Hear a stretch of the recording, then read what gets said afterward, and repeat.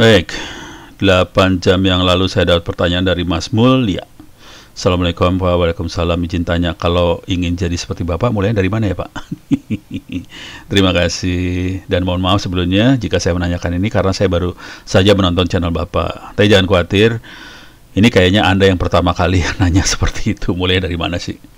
Saya kasih rumusnya dulu ya sebelum saya cerita kisahnya.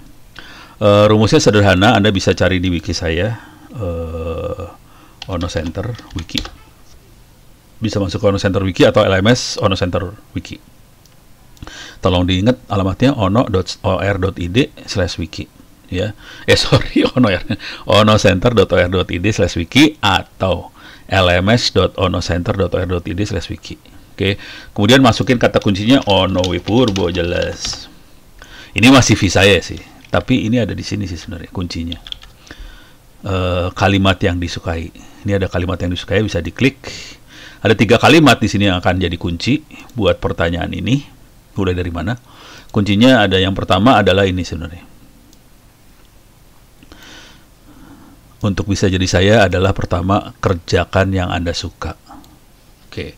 Paling enak kalau bisa Anda kerja yang Anda suka, dan apalagi kalau Anda dibayar untuk kerja yang Anda suka. Itu nikmat banget. Masalah paling besar bukan itu ternyata. Masalah yang paling besar adalah bangsa ini, sebagian besar dari bangsa ini, sebagian besar dari orang-orang di Indonesia kadang-kadang tidak tahu apa yang Anda suka. Anda mengerjakan sesuatu untuk survive kebanyakan. Oke. Anda mengerjakan sesuatu supaya bisa makan, bisa hidup gitu. Tapi seringkali nggak tahu apa yang Anda suka, sebenarnya nggak tahu. Passionnya di mana kagak tahu. Dan ini cara ngeceknya gampang banget sih. Saya kebetulan dosen. Banyak mahasiswa datang ke saya untuk tugas akhir. Waktu itu yang S1 lah, S2 lah. Waktu datang ke saya pertanyaan sederhana aja, Pak Ono, punya judul tugas akhir kagak? Standar banget kan? Kalau ada Anda yang sudah mahasiswa, apalagi udah dekat-dekat tingkat akhir, itu yang biasanya ditanyakan ke dosen atau calon dosen pembimbing. Bapak punya judul tugas akhir nggak buat saya? Nih capek deh. Langsung gua tanya balik, kerjaan aja yang lu suka apaan? Kagak tahu Pak. Dah buset, udah sampai mau sarjana kagak tahu sukanya apa ya? Itu parah banget. Dan jangan khawatir, itu kejadian di Republik ini banyak banget. Kenapa bisa terjadi seperti itu? Karena sejak SD, SMP, SMA, sebagian besar dari Anda itu biasanya dicekokin. Guru-guru selalu, nih anak-anak, nih ditelan ya, disuapin semuanya. Udah gitu nanti kita tes ya, ilmunya masuk kagak. Akhirnya apa yang terjadi? Kita nggak tahu kita sukanya apa karena semua dicekokin dari atas. Dan ini harusnya sejak SD, SMP, SMA, guru-guru lebih arahnya mengencourage, bahasa Indonesianya apa, mengencourage, membuat anak-anak, memberdayakan anak-anak lah, supaya mencari di alam ini apa yang dia sukain.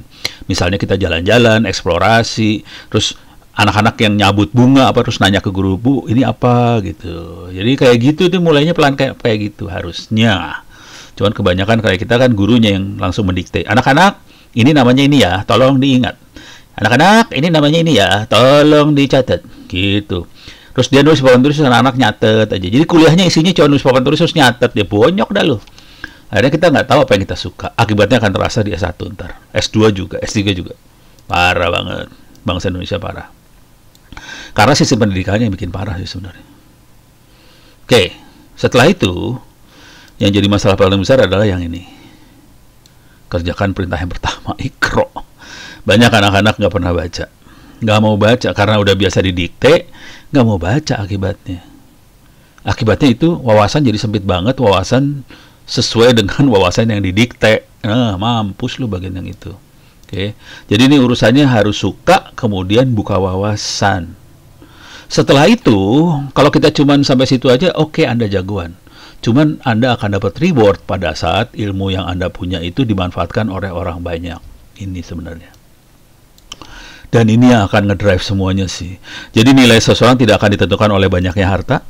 Lu mau kaya apa-apa, nggak ada. Mati juga nggak bawa apa-apa. Harta nggak ada hubungannya.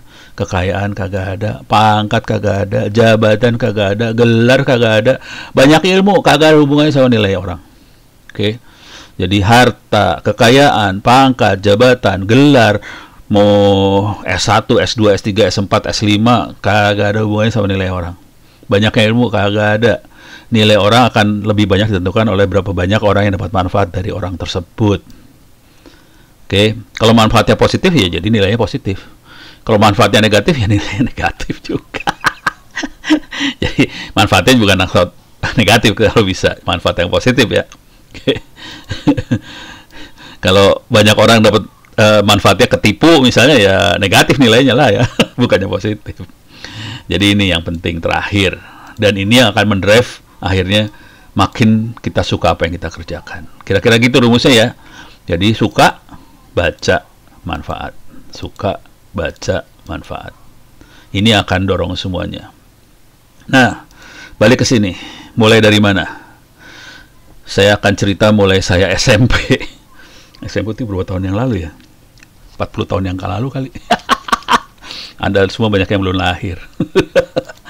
Waktu saya waktu SMP kelas 1 atau SMP kelas 1 atau kelas 2 SMP, saya bikin ini sih. Chuck glider. Ini saya bikin waktu SMP. Jangan khawatir. Oke. Sekarang bisa bikin pakai foam. Dulu saya pakai kayu balsa loh. Ini sekarang foam. Keren, Po. Keren banget. Dijual di Bukalapak juga malah sekarang. Baru tahu gua, keren banget ya. Chuck glider dijual 150.000, mahal banget ya. 100.000, buset. 65.000. Kalau mau murah pakai foam aja bikinnya, bener nih. Yang di sini pinter nih dia pakai foam board, murah asli. Foam board murah, harganya sekitar berapa ya? Nanti bisa dilapis sama ini sih. Pakai karton aja lapisannya. Jadi bisa murah banget. Jadi kita bisa bikin pakai foam, bener. Ini kemarin saya beli di toko buku 15.000 perak, gede banget. Jadi mendingan pakai foam, murah banget. Dan kita pakai lemnya, banyak lah lem-lem kayak gini. Oke. Dan ini saya bikin waktu SMP kelas 1. Waktu itu pakai kayu balsa sih. Kita bikin pakai kayu balsa, bikin. Jadi waktu itu cita-cita awal saya bukan internet, bukan komputer. Saya pengen masuk dunia penerbangan sih sebenarnya. Saya pengen bisa terbang. Pengen jadi pilot nggak mungkin lah karena saya badannya kecil ya. Kalau bikin pesawat terbang masih bisa. Habibie kan badannya kecil juga. Tapi dia bisa bikin pesawat terbang. Jadi waktu itu Habibie namanya lagi naik banget. Dan kita kayak jadi panutan lah. Nah, cuman waktu itu juga, ini kelas 1 atau 2 SMP saya bikin ini. Dan kita mainnya di Hussein, di airport. Di Hussein waktu itu ada hanggar di pojok sebelah barat Hussein, di barat utara ada hanggar. Kita mainnya di sana. Oke. Nah, terus kelas 3 SMP saya bikin ini, lampu flip-flop. Ada prakarya elektronika, saya bikin lampu flip-flop. Rangkaiannya yang ini nih, rangkaian yang kayak gini persis. Ini rangkaian yang ini yang saya yang bikin. Rangkaian gini, lampunya kelap-kelip. Terus saya semalaman saya liatin lampu, gila, kenapa bisa kelap-kelip gini? Ya namanya juga anak saya, bayangin anak saya bukan ngeliat lampu kelap-kelip, bego ya. Ini apa kok bisa kelap-kelip? Ya udah. Jadi ada 2 alur yang saya kerjain ini. Terus kejadian kerennya waktu kelas 2 SM. Gara-gara lampu flip-flop ini, terus saya akhirnya mulai beli buku elektronika. Salah satu buku yang beli nggak sengaja adalah bikin pemancar sendiri. Di situ ditulis, kalau mau dengerin orang-orang yang ngobrol di SW, saya dengerin. Waktu itu belum ada telepon apa segala macam ya, jadi kita dengerin radio banget waktu itu. Saya dengerin orang-orang pada yang bikin pemancar sendiri ngobrol. Terus waktu itu teman saya Ari Pribadi bilang ke saya di kelas, "No, ini di gudang banyak tabung bekas kakak gua ngoprek. Kakaknya udah pergi ke Amerika waktu itu. Ya udah, buat kamu aja ambil." Saya ambil. Akhirnya saya bikin ini nih, transmitter. Nah ini nih, 6V6, 6L6. Ini dia makhluknya. Kayak gini persis saya bikin. Dan saya bisa mancar. Karena kebetulan saya pramuka, saya bisa morse. Pramuka, Mancar, Morse. Ini perhatiin, ini nggak ada mikrofon, nggak ada audio ya. Jadi saya pakai Morse ini. Saya pakai Morse, saya komunikasi pakai Morse ke anggota Orari waktu itu. Jadi ini yang dunia ini yang akhirnya jadi internetnya saya sekarang. Jadi mulainya dari sini sih sebenarnya. Mulai ke internetnya. Cuma waktu itu masih kepikirannya mau masuk teknik mesin sih. Jadi pada ini kelas 2 SMA dan kelas 2 SMA yang sama, saya bikin ini sih, glider. Nih. 1,5 meter panjang sayapnya dari kayu balsa, bentuknya kira-kira kayak gini, dan saya terbangin. Jadi saya ngerancang ini ngerancang ya, saya ngerancang pakai mesin gambar buat orang arsitektur. Di atasnya pakai kertas kalkir itu, terus dirancang ininya semua, dan kemudian saya cari desain dari sayap. Kemudian dipotong kayu balsanya, dilem sampai jadi pesawatnya. Desain kayu sayapnya misalnya wing profile, nggak sembarangan ya, for glider lah. Nah, ini nggak sembarangan desain ini. Saya pakai desain yang ini nih kalau nggak salah. Bukan yang inilah. Ininya agak dipotong dikit, jadi ini lebih ke arah sini, tapi nggak terlalu gini banget sih. Mungkin lebih, ini banyak desain profil lebih kayak gini nih, lebih kayak yang ini nih. Oke. Kalau ini terlalu tipis nggak bisa, ini daya angkatnya kurang, jadi lebih kayak yang ini sih, wing profil yang dipakai. Dan ini dirancang banget nih, dirancang banget. Terus akhirnya bikin pesawat terbangnya dari kelas 2 SMA itu, saya bikin pesawat terbang sendiri pakai kayu balsa. Makanya saya sebenarnya targetnya pengen masuk teknik mesin sih sebenarnya. Oke. Dan ini saya nyari ilmunya sendiri, maksudnya ya, cari buku segala macam, cari baca-baca buku. Waktu itu nggak ada internet. Anda hari ini beruntung punya internet. Jadi mau cari ilmu lebih gampang sih sebenarnya daripada masa saya. Ini profilnya kayak gini, keren. Oke. Kayak gini asli. Ini glider beneran kalau ini mah, glider beneran ya. Guru saya meninggal di glider ini sih, patah sayapnya gara-gara salah, muridnya salah. Oke. Ini kayak gini nih profil sayapnya. Oke. Dan saya belajar banyak dari sini, belajar banyak. Ini keren. Belajar banyak tentang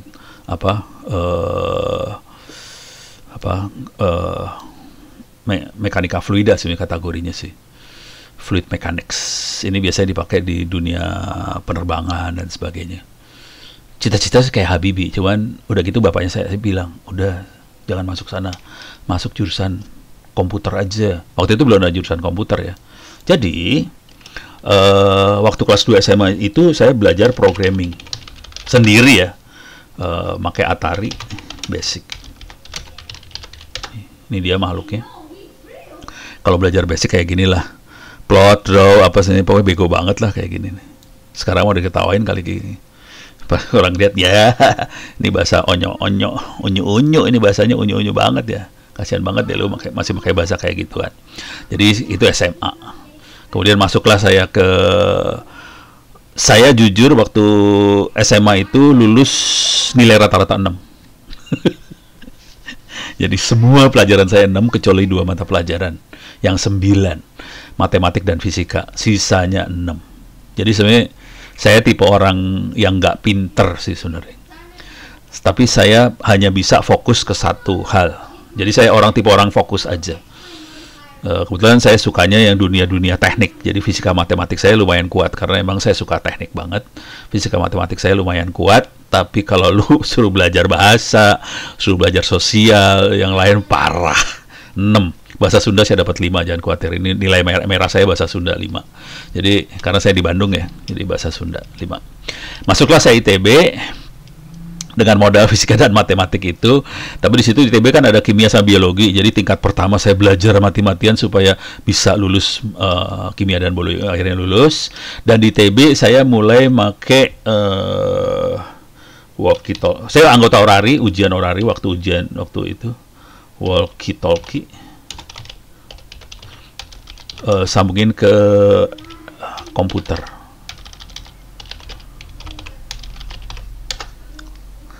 Nah ini walkie-talkie kayak gini persis. Mungkin harus disebut ya, ICOM IC2N yang saya pakai. Sambungin ke komputer. Nih makhluknya. Ini makhluk. Ini yang ini, yang bukan yang ini, yang ini. Ini ada colokan mic sama speakernya. Ini dimasukin, ada mic sama speaker, dimasukin ke komputer. Dari situ masukin ke komputer. Di komputer kan ada sound card, masukin ke situ. Terus saya pasangin software buat RTTY. Jadi mulai. Dan di sini sama teman-teman saya di teknik elektro, pada ujian orari juga pada, kita mulai komunikasi antar komputer ke komputer komunikasi. Kita ngirim-ngiriman message, apa segala macam, pakai RTTY itu. Oke, kayak gini lah bentuk-bentuknya lah. Ininya belum ada waktu itu, jadi langsung teks aja, bentuknya teks seperti ini aja. Ininya nggak ada nih ya. Rainfallnya ini nggak ada, jadi cuman ada teksnya, ada tulisan aja, kita bisa komunikasi sama satu sama lain. Dari situ saya mulai bermimpi, wah kalau kita bisa sambungin ini ke antar komputer di Indonesia keren banget. Jadi waktu lulus ITB, cita-citanya mulai bikin internet di Indonesia. Itu kejadiannya. Oke, mulainya dari kayak ginian doang. Kisah yang paling berkesan di situ waktu itu, waktu tingkat 2 ya kalau nggak salah, tingkat 2 atau tingkat 3 lah di ITB. Teman-teman di Unpad komunikasi, Vkom, Unpad bikin pameran di Unpad, maksudnya masih di Pajajaran sih. Unpad apa Pajajaran? Unpad yang di dekat Gedung Sate itu ya. Teman-teman itu bikin pameran, dan saya sebagai anggota RARI, bukan sebagai ITB ya. Sebagai anggota RARI kita instalasi peralatan radio. Waktu itu pakai Kenwood TS430 kalau nggak salah. Ini makhluknya, radio kayak ginian. Oke, rada bagus.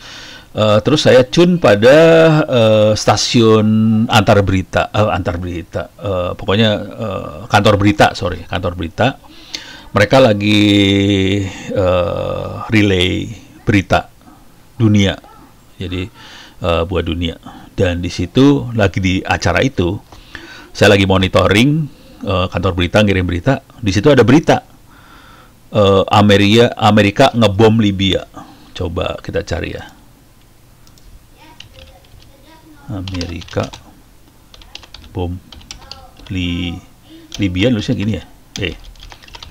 Libya kalau nggak salah gini nulisnya. Mungkin sekitar tahun around 1982 gitu ya. Bener nggak sih? 86 nih. Tahun 86.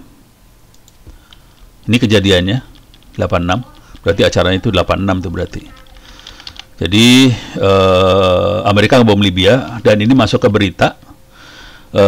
Dan itu disiarkan pakai radio, dikirim sama kantor berita pakai radio, ditangkap sama saya, langsung ke komputer nangkapnya kan, langsung saya print.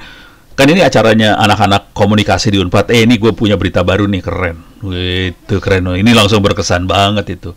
Wih, kita bisa dengerin berita luar negeri pakai radio kayak gini, langsung di print ke komputer, kan keren banget waktu itu loh. Kalau sekarang mah udah kagak keren, udah pakai internet semua lah. Berita juga sekarang koran-koran udah nggak laku, orang semua nontonnya internet. TV kagak laku, kita nontonnya YouTube. Kasihan ya, TV kita bubar semua akibatnya. Jadi saya ada rasa dosa sedikit juga sih, karena membuat bubar banyak banyak hal. Udah, ini mulai terjadi, akhirnya mulai nyambung, dan kemudian kita mulai eksperimen di akhir-akhir saya kuliah, mulai keluar ini kayak Alpha 9Q, TCP/IP. NOS. Ini makhluknya Ki Alpha 9Q ini bentuknya software, bentuknya DOS. NOS ini bentuknya DOS seperti ini. Ada banyak ininya nggak? Coba ke bawah. Bentuknya yang ini. Oke. Ini dia makhluknya. Promnya net. Kita bisa ping, bisa apa segala macam. Tapi ini running di atas DOS. Karena Windows nggak punya kemampuan TCP/IP. Jadi kita harus bikin software yang punya kemampuan TCP/IP, jalan di atas DOS, bisa ping, bisa upload segala macam. Oke. Jadi namanya NOS. Dan akhirnya saya belajar ngompil segala macam buat NOS ini, dan ini dasar saya akhirnya jadi kuat di Linux-nya karena ini sih sebenarnya. Dari itu semua mulai kita bikin internet di ITB. Waktu itu kita pakai internet ITB lah.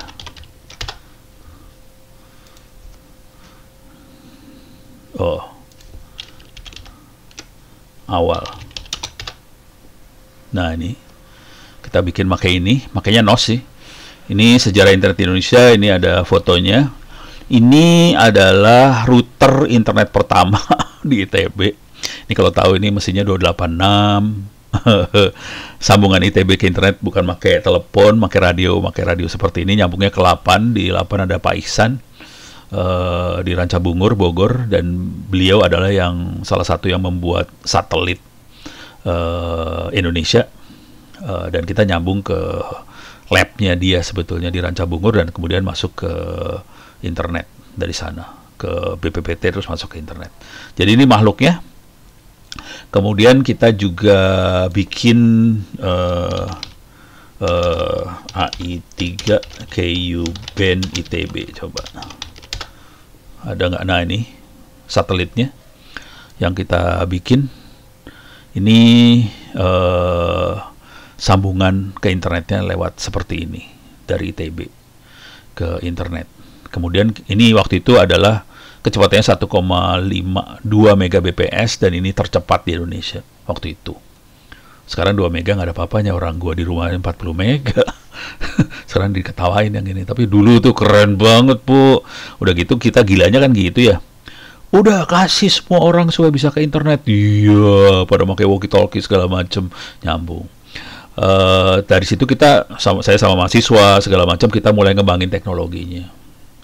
Itu jadi saling kayak apa ya? Kayak sesuatu yang viral. Kita bikin, sebarin ke masyarakat minta lebih bagus lagi, bikin lagi, sebarin lagi, bagus lagi, bikin lagi, terus saja muter. Gitu. Jadi mulainya kayak gitu sih. Kalau pertanyaan mulai dari mana? Dari 3 hal tadi. Kerjakan yang Anda suka, ikro, bikin orang lain dapat manfaat. Udah. Sesederhana itu sih sebenarnya. Nggak usah mikir masalah bidangnya. Semua bidang pasti ada manfaatnya buat masyarakat. Gitu. Jadi masuk ke semua bidang sama aja sih. Mau masuk ke dokteran kek, mau masuk ilmu sosial juga sama, psikologi juga sama. Semua sama aja sih sebenarnya. Bagaimana caranya Anda kerjakan yang Anda suka, banyak baca, manfaat. Yang jadi masalah sekarang kalau banyak baca itu jadi masalah besar. Makanya saya di ITB pernah jadi kepala perpustakaan pusat di ITB, makanya saya tahu banget buku-buku susah banget. Akhirnya saya saking frustasinya sekarang saya kerjanya nyolong buku, dan Anda saya persilahkan buat ngopi. Ini saya kasih lihatlah bukunya. Ini saya kasih lihat buku-buku saya. VAR Data Library 2 Books. Ini buku-buku saya.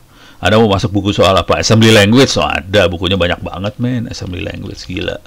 Mau buku yang mana? Bisa diklik aja. Sembarangan, ini saya klik sembarangan buku ya. Bisa dibaca nih. Sampai mabok-mabok dah lu. Ini buku horor. Oke. Jadi buku silahkan di copy. Kalau Anda ngopi bisa baca di wiki saya, masuk ke LMS onocenter.org/wiki. E-book. Udah berkali-kali saya nyebutin nih, masuk klik sini e-book, silahkan di copy bukunya. Pertanyaannya, Pono, taruh di internet dong. Kagak di hosting ya buku ini, karena saya dapatnya dari torrent. Jadi jangan macem-macem. Nggak usah minta di hosting. Lu kirim harddisk, saya copyin. Nih tekniknya. Harddisknya kenapa Western Digital? Ini bukan iklan, karena saya banyak pakai Toshiba, Seagate, dan sebagainya. Jebol tuh harddisk, jangan khawatir. Kenapa bisa sampai jebol? Karena ini waktu ngopi, ini buku saya total sekitar 7 tera. Orang ngirim kadang-kadang harddisk 4 tera. Dan kecepatan kopi rata-rata adalah sekitar 500 giga sampai 1 tera per hari. Bayangin kalau 4 tera, berarti 4 hari dong. Ya udah, tewas tuh harddisk. Kalau harddisknya nggak kuat, tewas. Asli. WD kuat. Pengalaman saya WD paling kuat. Oke. Jadi silakan Anda copy ini semua. Catat aja. Silakan kirim harddisk, copy. Ada yang nanya juga, Pono. Jadi jangan minta taruh di internet ya. Yang kedua, ada yang minta juga, Pono, bisa kirim email, lo geblok aja. 7 tera gimana cara kirim pakai email. Yang ketiga, saya kirim flash disk. Aduh, capek dah flash disk lah. Nyusahin saya. Bukannya apa-apa. Ini kalau orang ngirim harddisk saya, berarti saya harus ngirim balik kan. Ngirim balik kan butuh waktu buat packaging, buat jalan ke kurir buat ngirim. Yang gua kirim apa? Flash disk, kan capek. Mendingan harddisk kalian. Gitu, supaya ilmunya nggak kagok gitu. Flash disk kan cuma berapa, 16 giga kan nyampein gua doang gitu. Gitu. Oke. Beres ya. Mudah-mudahan bisa memberikan inspirasi buat Anda-Anda. Saya mulainya sederhana, jadi kerjakan yang saya suka aja sih sebenarnya. Dan jangan pernah jadi saya sih sebenarnya.